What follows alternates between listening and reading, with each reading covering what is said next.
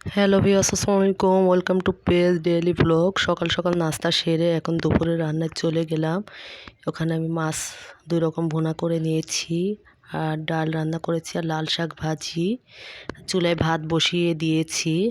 অনেকগুলো বাসন জমা হয়েছিল, ওইগুলো ধুয়ে আমি পানি ঝরাতে দিলাম। এখন সবগুলা পরিষ্কার করে দুপুর 12টা বেজে গেছে, বাচ্চা বাবা খেতে আসবে, বাচ্চাকে গোসল করাতে হবে। চুলাটা মুছে নিচ্ছিলাম, রান্নার পরে অনেকটা ময়লা হয়ে যায়, এই জন্য চুলাটা ভালো করে মুছে নিলাম, আর খাওয়ার টেবিলটা মুছে নিলাম।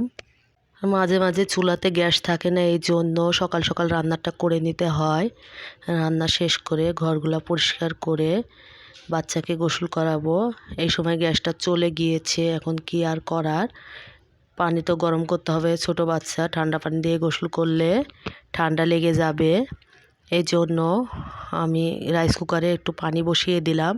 পানিটা গরম হলে ছোট বাচ্চাটাকে গোসল করাবো।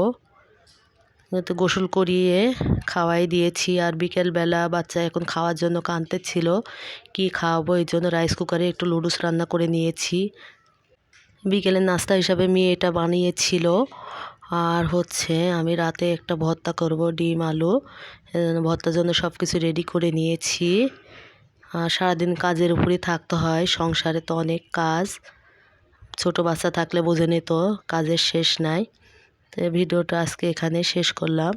অবশ্যই লাইক কমেন্ট শেয়ার করবেন। Thank you.